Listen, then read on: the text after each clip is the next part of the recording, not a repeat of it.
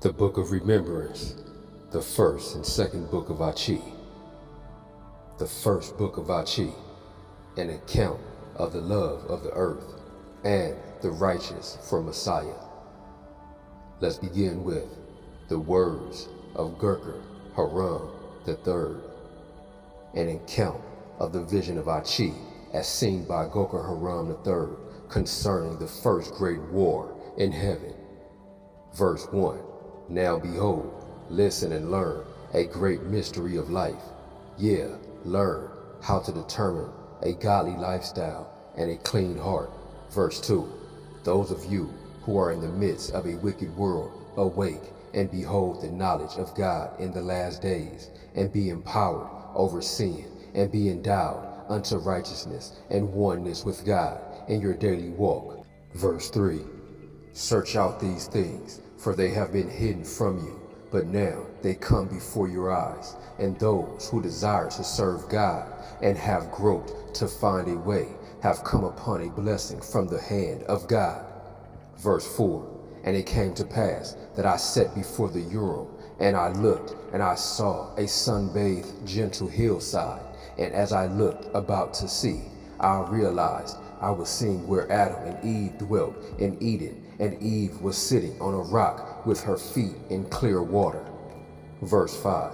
And it came to pass that a falling star streaked across the heavens, and it lit up the evening as bright as day, and the meteorite landed with a crash and the smoke of burning near to the place where Eve was, and Eve was frightened, and with a shriek she fled from before it. Verse 6. And it came to pass that I looked, and I beheld the iridescent rock in the middle of the hillside, with its skid mark and small crater from its landing. Verse 7.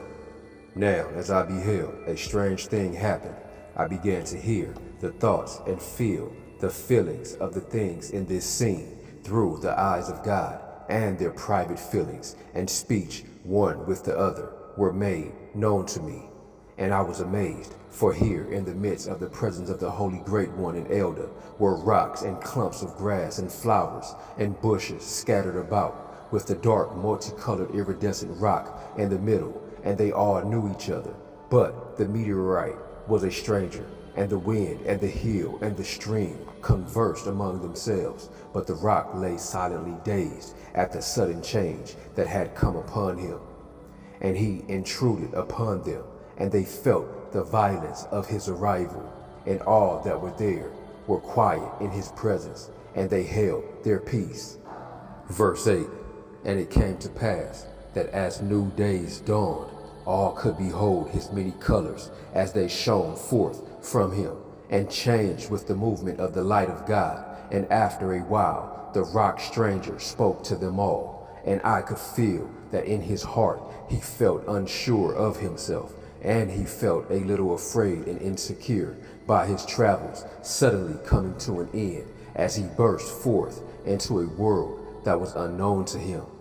Verse 9. And I beheld as he felt inferior, and he spoke with a bluffing tone, and he said, I am better than all of you. I am a traveler, that I have wandered the far reaches of creation, and my name is Semihaza, which means my name has seen, for I have seen the wonders that lie beyond. But who are you? You have always just lain here upon this hillside. My mother is a coming, and she travels whithersoever she chooses, and has no fixed course like the lowly sun and stars and heavenly bodies. I am beautiful and colored with iridescence, but you are just plain old brown and gray rocks, and your mother is an old broken down mountain. Verse 10. And it came to pass that all those that were before him were embarrassed at his haughtiness, and they were ashamed before the presence of the Holy Great One. And at the first, had they had legs, they would have fled from before him, as did Eve. Verse 11. But as time passed, some of the younger rocks began to desire to hear of the wonders of his travels, and they were attracted to his talk, and desired to be associated with his appearance. Verse 12. And it came to pass that the wind began to bear the message and to send the news abroad that in the midst of Eden, in the presence of God, there was one who would compare and place the value and worth of one above another, and all creation in Eden for the very first time was introduced to the sin of superiority and the judgment of value being thrust upon living souls, and thus were the seeds of racism, war, and death beginning to be sown, and all who did not pay him heed to listen and partake of his haughtiness were pure and holy. And they stood firm with the vision of their created purpose, but some rocks began to relent, and they began to desire to listen to this rock stranger and his rebellion against God. And the first thing greatly troubled all of Eden, for it was known to them that every hill and tree and stream and rock were created by the loving hand of the Son of God to be a marvelous work and a wonder in his sight. And he did not divide his love, insomuch that he would love one above another. But Semihaza rebelled and would that he could pretend to hide the oneness of God. Verse 13. Now understand that what passed between all these before me were not words that are familiar with man in his temporal state, but they spoke to one another by the power of the feelings of their hearts that resulted in them receiving life in the day of their creation. Verse 14. And it came to pass that in time some of the rocks believed Semihaza and were influenced by him, and began to feel ashamed of their mothers, and began to view their lives as dull and of no value compared to this strange multicolored traveler. And those who were drawn to him began to ask him to rehearse the wonders of his travels to them, and they began to hold him up as the most important rock upon the hillside, or even in all the regions round about. Verse 15. And it came to pass that those whom he confided in listened to the grand adventures he told, and began to feel superior to all those around them that chose not to pay him heed. Verse 16. And in the course of those days they became dissatisfied with the visions of their created purpose. And Semihaza said to a rock beside him, How are you called, little one? And he answered, My name is Artagoth, which means the earth is power. For all things are created by the power of the love of God in the earth. And Semihaza replied, Oh no, that would never do. You are copper, and you were created to rule over all the host of men, and you can be great in the sight of all the earth. For you shall bring them pleasure and power in abundance, and they will greatly desire you and worship you. And in this thing the love of God is done away. And in this manner did Semihaza give all who would listen lying visions. And he prospered and practiced in the midst of holy Eden and in the sight of God. Verse 17. And it came to pass that after Semihaza began to corrupt the visions of any who would listen, that Eve came upon this scene, for she had become frightened when Semihaza landed, and she had not come this way for some time. And as Eve walked some distance away from all of this, she heard the rocks talking about the stranger, and she felt a division between them. Some were drawn to Semihaza, and some were repulsed by his rebellions against God, and they loved God and would not displease him. And as Eve drew near, she felt like she must choose between them. Verse 18.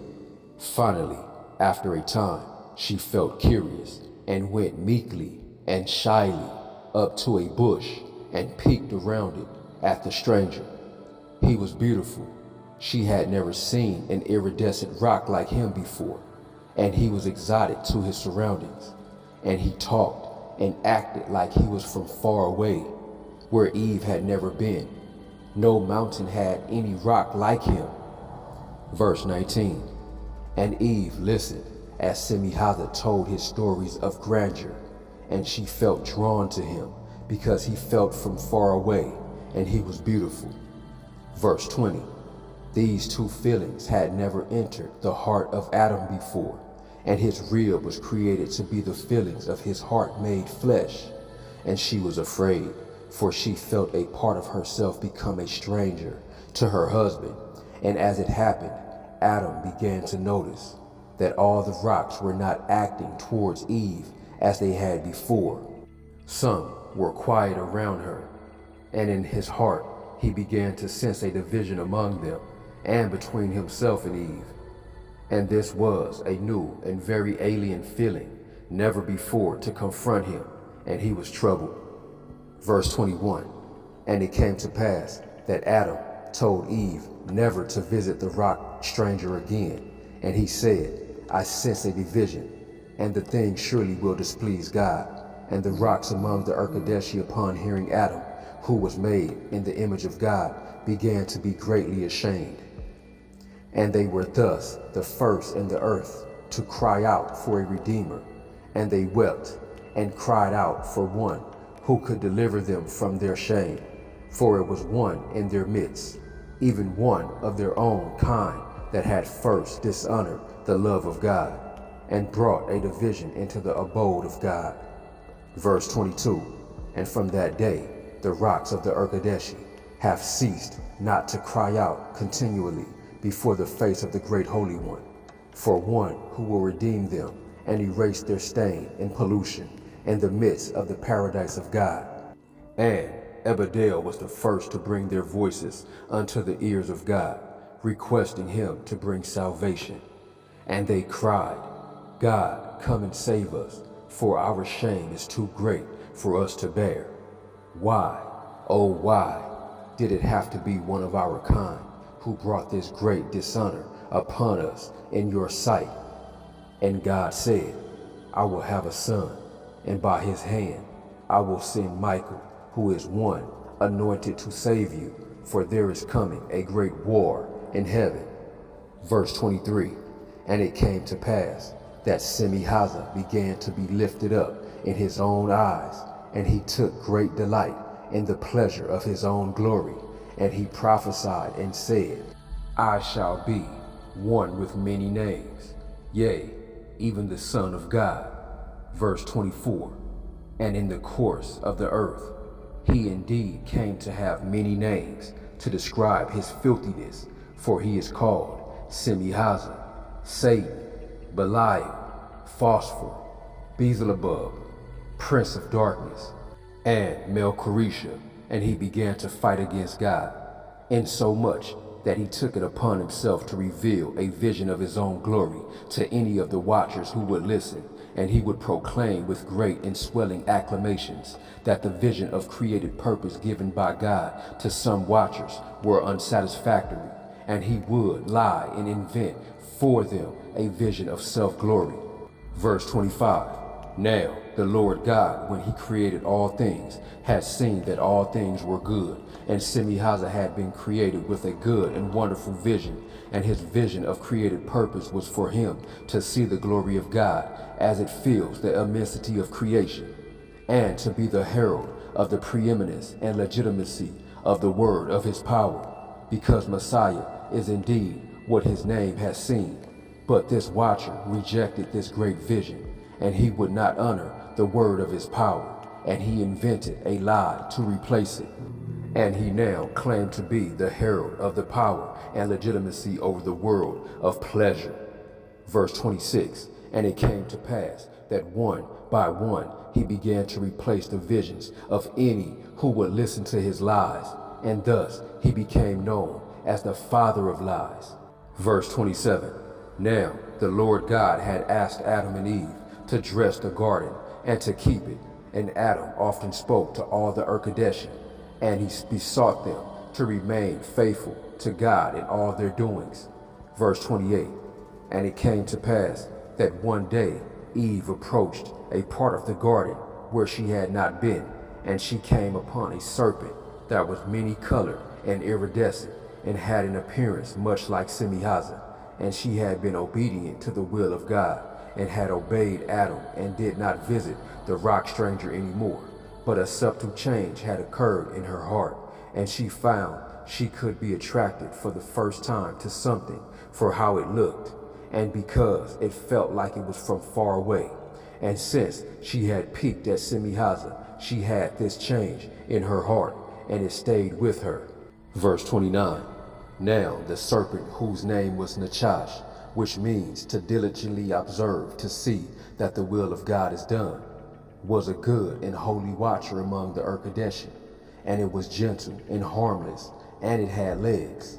But when Eve saw and loved Nachash, these two subtle pollutants were in her heart.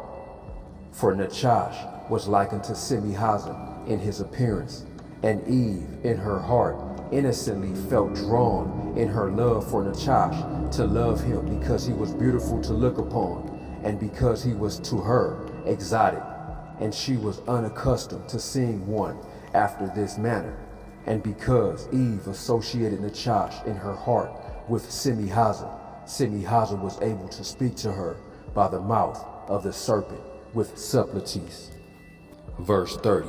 And it came to pass that Semihaza said to Eve by the mouth of the serpent, Eve, know you not that God is better than you? And Eve replied, I know God is good, and he is holy. And Semihaza said, there is a tree in the midst of the garden called cedar, which is given its life by the feelings of God, that feel the vision of your greatness. And this tree sees all the delightful things in our vision of created purpose. And Eve said, I know, I am the rib of my husband. And Semihaza said, God is better than you, for he knows to distinguish between good and evil.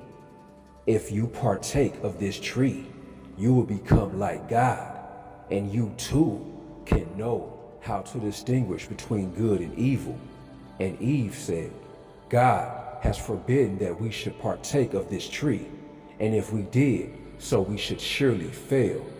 And Semihaza said, God knows you will not fail, but your eyes shall be opened, and you will become like unto God, to know good and evil. For he wants you to not partake of it, so he can remain superior to you. Verse 31. And it came to pass that in her heart Eve could feel the spirit that gave life to the cedar tree, and she felt sad in her heart that she had fallen short in the eyes of God. And when she felt the tree, she exclaimed with delight, for it did feel all the good in her that the great Holy One had put there. Verse 32. Wherefore she went into the fillings of the tree, and filled herself with the knowledge of the goodness that was in her by the hand of God in her creation. And the fillings of the tree seemed to take away her sorrow that she had fallen short in the eyes of God, and it seemed delightful to her. And she went and brought Adam, and she said, My husband, this tree feels all the good the Lord God has put into you in the day he created you. And if we partake of it, we can feel like we are as good as God. And Adam said, I know God has forbidden us to partake of the fillings of this tree. And he was greatly saddened, for he felt a gulf arising up between him and his rib. And his great loneliness began to come once again upon him. And in his heart he cried out for fear of the loneliness.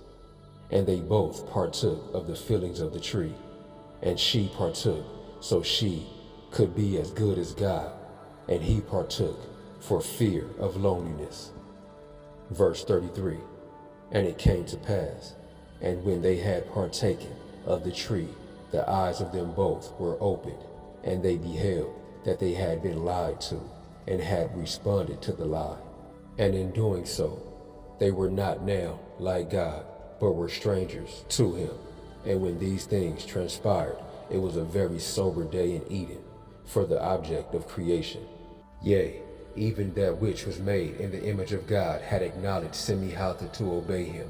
And in this way, the very image of God took upon themselves a portion of one who was rebellious towards God. And again, in this way, the power of Semihaza arose greatly, for now his soul was become the element of wickedness, and he was recognized by the image of God to be an alternative to God himself, and all the lying visions of those who followed after him were thus affirmed. But our first parents acted inadvertently, and the glory of Semihaza would be short-lived, as Adam and Eve did sin no more after their baptisms of purification.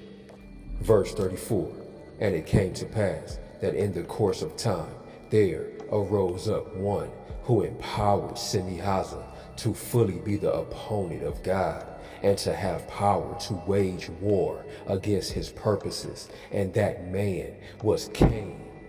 And while the sins of our first parents were inadvertent, the sins of Cain were the interventions of his agency to establish and call forth by the use of the element of wickedness that Semihaza would be the god of his religion in the occult. And Cain ruled over Semihaza, and they entered into a pact in sorcery that Cain would establish Semihaza if he could gain the desires of his heart over his brother Abel. Verse 35, and it came to pass that Asael, who is one of the Decadarchi, and is inscribed 10th by his cunning, opened up to Cain the manner by which it could be accomplished, that he could kill his brother without drawing near to him, and thus the thing would not be known, and the guilt of Cain would not come forth, and the thing would be kept secret in the midst of the earth. Verse 36, and it came to pass that Cain prayed evil and hateful prayers, and he used the altar of his father, and he used Asael as the element of wickedness to call for death unto Abel. Verse 37, and it came to pass that a stone of Asael smote Abel insomuch that he died. And Cain had not come near unto Abel, and had done nothing but to pray his hateful prayers against him, and a falling star fell upon Abel, and smote him that he died. And Cain knew he could say the thing had occurred, but not by his hand. Verse 38, but Semihaza had deceived Cain, for he had not revealed unto Cain that the thing could not be hidden from God, and Cain was called to account before him. Verse 39, and thus it was established by the intervention of agency that Semihaza and his religion would be enemies to all things good and the worship of God in heaven. And in the end, as Cain had killed with a rock, he was also killed by a rock, when the earth shook and his house fell upon him. And this event happened in the year that Adam returned to Eden, and the shaking of the earth was caused by the Urkadeshi, and the rejoicing over the return of Adam to his natural home. Verse 40, and it came to pass that the war increased and it grew, as there were many evil men who put their hand to the task of affirming the lying visions of Semihaza and his band. And it grew until Semihaza took with him 1/3 of the host of heaven, even to the number of 200 watchers, who rebelled to follow after him. Verse 41, and it came to pass that one arose who was a descendant of Cain, whose name was Lamech, which means to be instructed by darkness. And Lamech received instructions by the hands of the Decadarchi, starting with Semihaza himself. And Semihaza desired to beget children, and he chose Lamech, for Lamech had 2 wives, and he followed after the manner of the religion of Cain, and he was the first to enter into the wickedness of having more than 1 wife. And Semihaza instructed Lamech that he, by the use of the element of wickedness, and by using a meteorite, and by drinking menstrual blood, could conceive a child that was given by the power of the intervention of his agency, a lying vision according to the choosing of Semihaza. Verse 42, and it came to pass that Lamech entered into a pact with Semihaza, and he performed and practiced, and a child indeed was conceived that was evil by its nature, and had the vision of wickedness that was given him by Semihaza, and the child was cruel and had no remorse of conscience. And his mother was ashamed, and she feared that a knowledge of his conception would come to the people, and the other wife was jealous, and she began to noise abroad how the thing was accomplished. Verse 43, and it came to pass that Lamech began to fear that his secret would become known, and all his neighbors would arise up against him. So he rose up and slew the child in his 14th year, and shame arose upon Lamech in abundance, for he had not murdered to get gain, but for the sake of his oath with Semihaza. And the dominion of Semihaza increased, for once the manner of the evil of Lamech was known, there were many who entered in to accomplish having children for the Decadarchi. Verse 44, and it came to pass that these children of the Decadarchi, who were called the Nephilim, spread violence and great pollutants across the face of the earth, and the war waxed great, and it was in its height at the time of the birth of Enoch, the 7th from Adam, and the land was filled with the visions of the glory of Semihaza, and witchcraft, and every kind of evil, and every man sought to take advantage of his neighbor. Verse 45, now the doings of the Nephilim were after this manner in the days of the Nephilim, who were called giants. All the earth was filled with havoc, and one village of people would hate another, and they would choose from among themselves a most wicked and powerful sorcerer, and they would join to conceive a child by the use of the element of wickedness, who would have powers to destroy that which sustained or protected their neighbors. And in this way, the evil vision of their Nephilim would be as a weapon against their fellows. Then their enemies would in turn make effort to conceive a child more powerful than they, and thus was every man against his neighbor, and the whole earth was filled with violence. If hunters were fighting against fishermen, the Nephilim which they begat would curse and kill and devour the fish with sorcery and witchcraft, insomuch that the fishermen would perish for want of fish to eat, and the hunters would gain power over them. And the children of the watchers began to sin against animals and birds and the fish of the sea. Verse 46, and it came to pass that in the space of only 10 generations, the peoples of the earth began ripe in iniquity by the hand of the Decadarchi. For as the Decadarchi went forth in their wickedness, they did so without meeting any resistance, and they prospered and practiced at their will, because the kind heart of God in his purity made no allowance against evil, nor did he bring to mind naught but his great delight in his love for his creation, and in their vision of the grandeur of his love for them. Verse 47, you will see that great and holy men and their ribs took the side of God, and set their hand against the Decadarchi and Semihaza. And Enoch walked with God, and was a mighty one, to lay the foundation of their obedience to the will of Messiah. And Noah besought God in behalf of all the families of the earth, and in this way brought forth the flood, and he enabled the great Holy One to subdue those fallen from their first estate, and bury them in the earth out of his sight. Verse 48, and thus when they were bound and reeling from the blow of the flood, the great man Shem established a covenant with all the Urkadeshi, which is called Shabuah, and he in this way built into the holy ones of heaven, who dwell among men upon the earth, a resistance to evil and corruption. Verse 49, and thus we see that it was by the hand of the holy order of the priesthood that was after the manner of Melchizedek that the intervention of the just began to turn the war against the Decadarchi, and the brother of Jared was such a one. Verse 50, now after I beheld all these things before the Urim, I was astonished, and I walked with amazement for the space of 232 days. Verse 50, now after I beheld all these things before the Urim, I was astonished, and I walked with amazement for the space of 232 days before I approached to use the Urim and Thummim again. for I was very desirous to understand all these things that the Lord brought to prepare my soul for this work. This concludes the words of Goker Harim III in the first book of Achee. Thank you for listening.